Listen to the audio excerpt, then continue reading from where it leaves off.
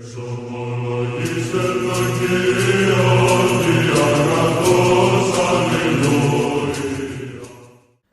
nderuar miq të dashur vëllezër dhe motra më Krishtin, ja ku jemi së bashku në takimin ton të përditshëm komenti i shkrimit të shenjtë. Jemi në datën 21 maj dhe kjo ditë është një ditë e veçantë për ne krishterë ortodoks, sepse në vitin liturgjikal në këtë ditë neve kremtojmë analipsin e Zotit. Pra, 40 ditë mbasi Krishti u ngjall prej së vdekursh, neve mblidhemi për të kremtuar ngjitjen e tij në qiell. Është një ditë festive, një fest zotërore, prandaj edhe Kisha Ortodokse na nxit të lexojmë nga Ungjilli sipas Lukait, kapitulli 24, vargjet 36 deri në fund, vargun 53. Le ta lexojmë këtë pjesë të Ungjillit dhe ta komentojmë sipas ëtërve. Dhe ndërsa ata po bisedonin për këtë gjëra, vetë Jesu u shfaq në mes tyre dhe u tha atyre: "Paqja me ju." Por ata të tmerruar dhe gjithë frikë mendonin se po shihnin një frym. Atëherë u tha tyre: "Pse jeni shqetësuar dhe pse në zemrat tuaja po lindin dyshime? Shikoni duart e mia dhe këmbët e mia, sepse unë jam, më prekni dhe shikoni, sepse një frym nuk ka mish dhe eshtra si unë kam." Dhe si tha këtë, u tregoi atyre duart dhe këmbët, por ata duke qenë se ende nuk besonin për gëzimit dhe ishin të çuditur, ai u tha atyre: "A keni këtu diçka për të ngrënë?" Dhe ata I dha një pjesë peshku të pjekur dhe një huall mjalti. Dhe ai mori dhe ëngri para tyre dhe pastaj u tha atyre: "Këto janë fjalët që unë ju thoja kur isha ende me ju, se duhet të përmbushen të gjitha gjërat që janë shkruar lidhur me mua në ligjin e Mojsiut dhe profetët dhe në psalmet." Atëherë u hapi mendjen që të kuptonin shkrimet dhe u tha atyre: "Kështu është shkruar dhe kështu është e nevojshme që Krishti të vuante dhe të ngjallej së vdekurit ditën e tretë, dhe në emër të tij të predikonin pendimi dhe falje e mëkateve në të gjithë popujt, duke filluar nga Jeruzalemi. Dhe ju jeni dëshmitar të këtyre gjërave, dhe ja po dërgoj mbi ju premtimin e Atit tim, por ju qëndroni në qytetin e Jeruzalemit derisa të visheni me pushtet nga lart." Pastaj ju priu jashtë deri në Betani, dhe si ngriti lart duart I bekoi. Dhe ndodhi që ndërsa ai po I bekonte, u nda prej tyre dhe e morën lart në qiell. Dhe ata pasi adhuruan u kthyen në Jeruzalem me gëzim të madh dhe rinin vazhdimisht në tempull duke lavdëruar bekuar Perëndin. Amin. Kjo pjesë është në përfundim të Ungjillit sipas Lukait, pra është kapitulli I fundit, tregohet të shfaqja e Krishtit të ngjallur, urdhri apostolik, pra që apostët shkonin për të predikuar Ungjillin te kombet dhe ngjitja e tij në qiell. Po le të japim komentin e ëtërve duke u mbështetur tek ata varg më varg, dhe më konkretisht fillojmë me vargun 36 ku na thuhet: "Jesu I shfaq mes tyre dhe u tha: Paqja me ju."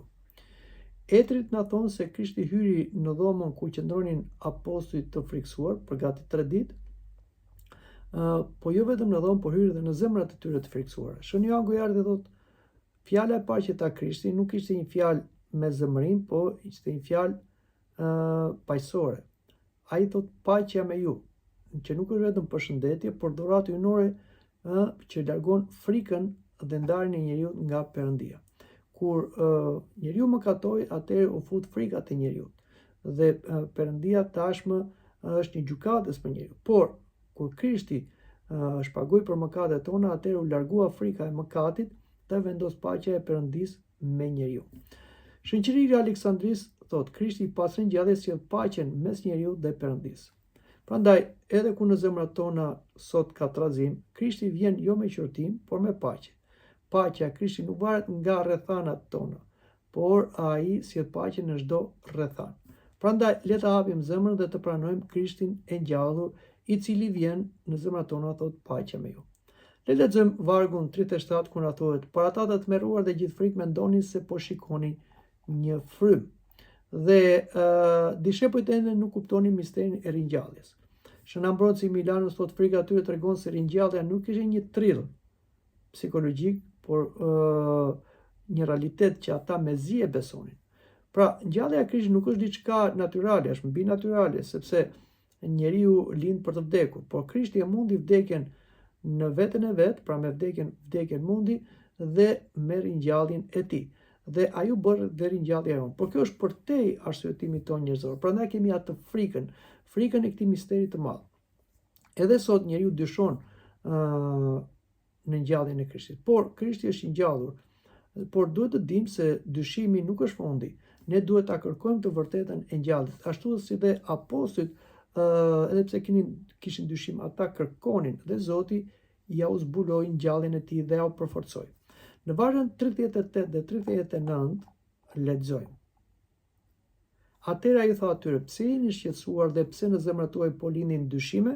Shikoni duart e mia dhe këmbët e mia, sepse un jam, më prekni dhe shikoni sepse një frym nuk ka mish e eshtra si po shihni se un kam.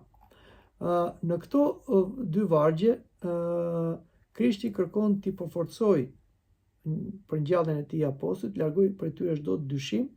Shën Grigori I Madh thot, ai I ruajti plagët jo nga dobësia, por si një dëshmi fitore. Shën Athanasi I Madh thot, trupi I ngjallur është I lavdëruar, por I vërtet. Edhe sot plagët e Krishtit tregojnë se Perëndia nuk e fsheh vuajtjen, por ai e shndron atë në lavdi. Edhe plagët tona mund të bëhen dëshmi shërimi dhe lavdie. Ashtu si dhe Apostulli Pavli thot, dhe mos më ngacmoni, sepse në trupin tim kam shenjat e Krishtit. Lexojmë në poshtë vargun 40 deri në vargun 43 ku na thuhet, dhe si tha këtë u tregoi atyre duart dhe këmbët. Pa ata duke qenë se ende nuk besonin për gëzimit dhe ishin të çuditur, ai u tha atyre, a keni diçka këtu për të ngrënë? Dhe ata I dha një pjesë peshku të pjekur dhe një huall mjarti. Dhe ai mori dhe hëngri para tyre. Në këto vargje na treguohet diçka e pazakontë. Krishti u ngjall me trup, po trupi I Krishtit ishte I lavdëruar, siç tha, nuk kishte nevoja dhe kufiza fizike. Por ai përsëri e lejoi veten e tij dhe kërkoi diçka për ngrënë. Jo se kishte nevoja, por për të dhënë një dëshmi se ai nuk ishte fantazëm. Pra, siç thotë etrit e Krishti nuk hëngri nga nevoja për përforcuar besimin e tyre. Peshku që hëngri Krishti prap simbolizon Krishtin. Në greqishtën e vjetër peshku quhej ichthys dhe të gjitha këto shkronja na çonin te Krishti, Isu Kristo, biri I Perëndis. Dhe ishte një shenjë, një simbol I Krishtit te krishterët e hershëm dhe sot e kësaj dite. Dhe mjarti simbolizon ëmbëlsinë e jetës së re ose të fjalës së Zotit, që fjala e Zotit është më e ëmbël se mjarti. Prandaj të gjitha këto I themi dhe I lexojmë për të kuptuar se Krishti nuk ishte një mit, por një ngjallur real dhe konkret. Jemi në vargun 44. Në vargun 44 lexojmë dhe pastaj u tha atyre, këto janë fjalë që unë I thoja kur isha ende me ju, se duhet të përmbushen të gjitha gjërat që janë shkruar lidhur me mua në ligjin e Mojsiut, në profetët dhe në psalmet. Tashi Krishti I drejton apostujt tek shkrimi I shenjtë. Duhen të përmbushen të gjitha gjërat që janë shkruar. Dhe këtu e ka fjalën Krishti për ligjin e Mojsiut ose ligjin mozaik, e ka fjalën për profetët dhe për psalmet. Shëniri e Leoni thot, gjithë shkrimi drejton te Krishti. Ligji, profetët dhe psalmet janë një dëshmi e vetme për Mesian. Prandaj, edhe sot Bibla nuk është një libër I copëzuar, por ai duhet merret në tërësi, në kontekst, dhe Bibla patjetër ku lexohet me vëmendje dhe me porosinë na çon te Krishti. Ka sot që lexojnë Biblën, sidomos dhjetën e vjetër, flasim për judejt, të cilët nuk besojnë në Krishtin dhe në krishterimin, por edhe pse lexojnë ligjin, profetët dhe psalmet, ata nuk besojnë te Krishti, sepse ata kanë një perde për shkak të egos së tyre dhe nuk pranojnë Krishtin dhe që Krishti t'ja u përmbush shkrimet. Në vargun 45 lexojmë këtë. Atëre u hapi mendja që të kuptoni shkrimin. Shikoni se sa e rëndësishme është. Njeriu nuk mund ta kuptojë shkrimin e shenjtë, që është fjala e Perëndis, pa ndriçimin e Perëndis. Krishti është mësuesi ynë. Ai tha mos I thoni dikujt tjetër mësues, një është mësuesi juaj, Krishti. Dhe vetëm Krishti mund na interpretojë dhe ta përmbush shkrimin e shenjtë. Dhe kjo gjendet sot në kish. Kisha nuk e interpreton shkrimin e shenjtë nga mendja e vet, po kisha interpreton shkrimin siç na I mësoi Krishti, apostujt dhe etrit të ndriçuar me shpirtin e shenjtë. Pa ndriçimin e Perëndis, shkronja mbetet e mbyllur. Kjo pra është arsyeja që edhe judejt sot që lexojnë shkrimin e shenjtë dhjetën e vjetër dhe ata nuk shkojnë te Krishti, por presin të vijë Krishti, por që do jetë antikrishti. Prandaj, njohuria pa hir nuk mjafton. Duhet një zemër e hapur, e përullur, me lutje që të kuptohet fjala e Perëndis. Kështu që edhe ne kur lexojmë fjalën e Zotit, duhet bëjmë një lutje paraprake që të na vijë ndriçimi i Zotit dhe hiri i Shpirtit Shenjtë që të kuptojmë fjalën e Zotit dhe ta interpretojmë ashtu siç na mëson edhe Kisha. Jemi në vargjet 46 dhe në vargun 47 ku na thuhet: dhe u tha atyre, kështu është shkruar dhe kështu ishte e nevojshme që Krishti të vuante dhe të ngjalej së vdekurit ditën e tretë. Dhe në emër të tij të predikohej pendimi dhe falja e mëkateve ndër gjithë popujt, duke filluar nga Jeruzalemi. Në këto vargje, Shën Agustini thot, kryqi dhe ngjallja nuk ndahen. Pra kryqi na çon patjetër tek ngjallja. Dhe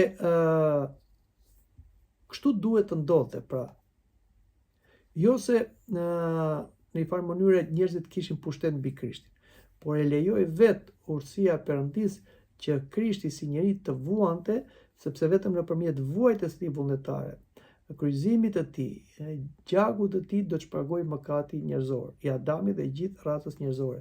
Dhe vetëm kështu mund të falej mëkati dhe të restaurojë natyrën njerëzore me ngjalljen e Krishtit. Ndryshe nuk mund të bëjë. Prandaj nuk ka rrugë tjetër shpëtimi për njeriu dhe për botën, përveç se duke pranuar veprën e Krishtit, kryqëzimin dhe ngjalljen e tij. Dhe bota sot kërkon një ndryshim, një shpëtim pa Krishtin. Por kjo është e pamundur, sepse nuk ka një emër tjetër në qiell dhe në tokë, na thot Apostulli Petro, që mund të shpëtojë njeriu veç emri i Jesu Krishtit. Dhe kur flasim për emrin e Jesu Krishtit, flasim për personin e tij. Vargu 48 na thot: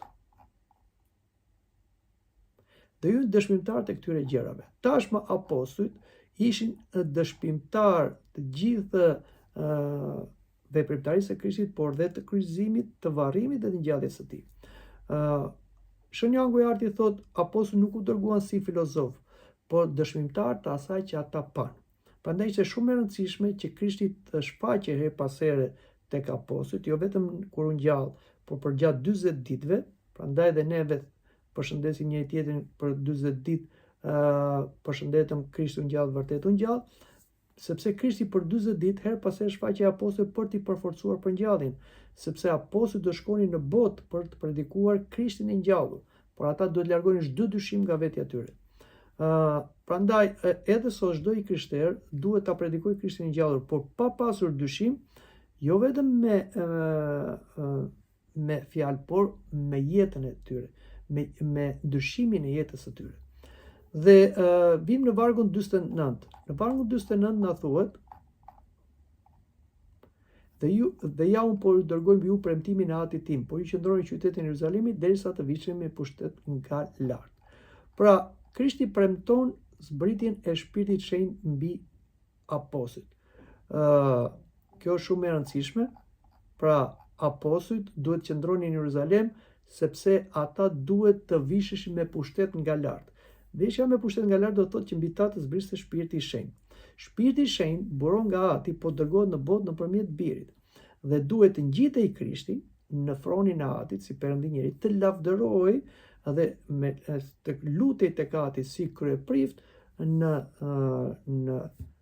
tempullin qellor, dhe Ati Perëndi për hir të lutjes së Krishtit dhe të flijimit të Krishtit, ai do dërgonte Shpirtin e Shenjtë tek apostujt dhe të gjithë ata që do besojnë në Krishtin. Shoqëria e Jeruzalemit thot, apostujt nuk vepruan me forcë njerëzore, por me fuqinë e Shpirtit Shenjtë. Prandaj edhe sot veprimtaria pa lutje dhe pa Shpirtin e Shenjtë bëhet një gjë e paaft, ose bëhet një boshllëk. Kjo është arsyeja që shpeshherë ne të krishterë nuk kemi përmbushje të dëshirave tona, aq më tepër kur flasim dëshirave tona në Zotin, sepse neve këtë e bëjmë thjesht me aftësitë dhe fuqitë tona njerëzore. Por nuk presim në lutje si apostujt që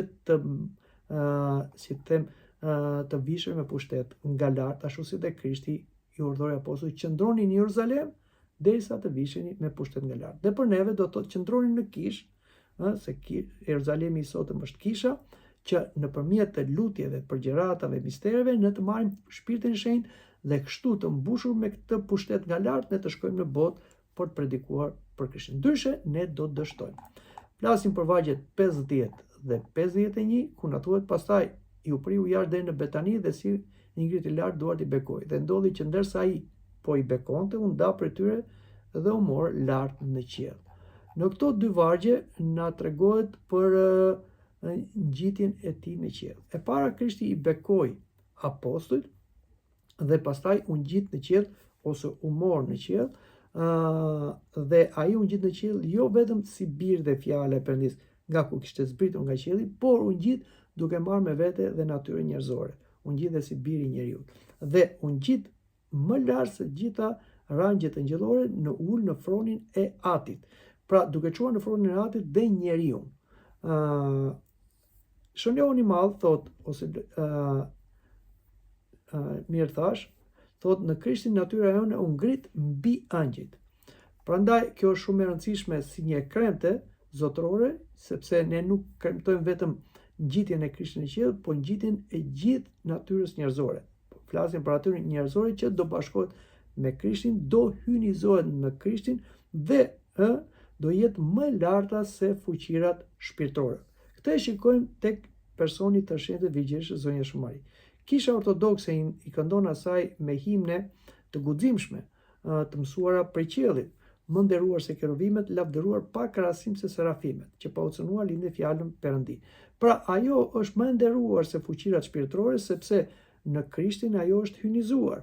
Por me ardhen e dytë të Krishtit, ne presim që trupi ynë të ngjallet dhe të hynizohet, dhe me shpirt dhe trup neve do të bëhemi të ngjashëm si Krishti, do të marrim pjesë në natyrën hyjnore, në energjitë e natyrës hyjnore, jo në esencën, dhe kështu ne do jemi të hynizuar, pra më të lartë se fuqirat shpirtërore, sepse për këtë u krijua dhe njeriu, u krijua sipas ikonës Perëndis në ngjashmëri me Zotin. Adami dështoi të bëhet i ngjashëm me Zotin për shkak të egos të tij, ose dëshirës për të bërë ngjashëm nga vetvetja, por jo në porositë dhe në bindje. Këtë e bëri Krishti si Adami i dytë në bindje deri në vdekje kryqi, që duke u ngjallur për së vdekush, ai ngjalli jo vetëm, por gjithë njerëzimin, dhe ata që do i besojnë dhe do mbeten bashkë me të, ata do jenë përjetësisht me Krishtin në mbretërinë e qiejve, dhe do nderohen si Perëndi në kuptimin të mbushur me hirin e Perëndis. Në vargjet 52 dhe 53,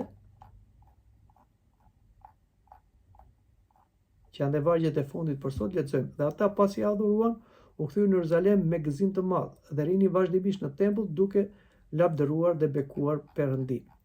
Në këto dy vargje na tregohet se si apostujt mbasi pan ngjitjen e Krishtit në qiell, por dhe dëshminë e angjëve, që na thuhet te libri i Veprave të Apostujve që Krishti siç u ngjit në qiell dhe do të zbresi, u kthyen në Jeruzalem me gëzim të madh. Është e çuditshme se si Krishti largohet dhe apostujt gëzohen. Por ata gëzohen se kuptojnë se ai do të mbetet me ata në mënyrë shpirtërore, pra ai ju premtoi që unë do jem me ju deri në fundin e botës. Dhe tempulli bëhet vendi i lavdërimit dhe i pritjes së Shpirtit të Shenjtë.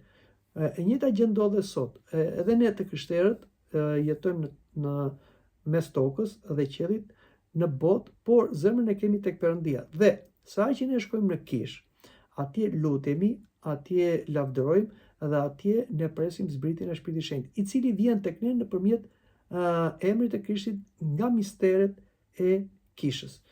Dhe të dashur krishterë, mesazhi kryesor i gjithë kësaj pjese ungjillore që ne lexojmë edhe në ditën e analipsit është që Krishti u ngjall me të vërtetë, frika kthehet në paqe me ngjalljen e Krishtit, dyshimi mund të shndrohet në besim, pendimi dhe falja janë zëmra e ungjillit, i krishteri është i thirrur për të dëshmuar për ngjalljen e Krishtit, fuqia e vërtetë për këtë dëshmi vjen nga Shpirti i Shenjtë, dhe fundi i historisë njerëzore është lavdia me Perëndin në Krishtin, në ardhin e tij të dytë.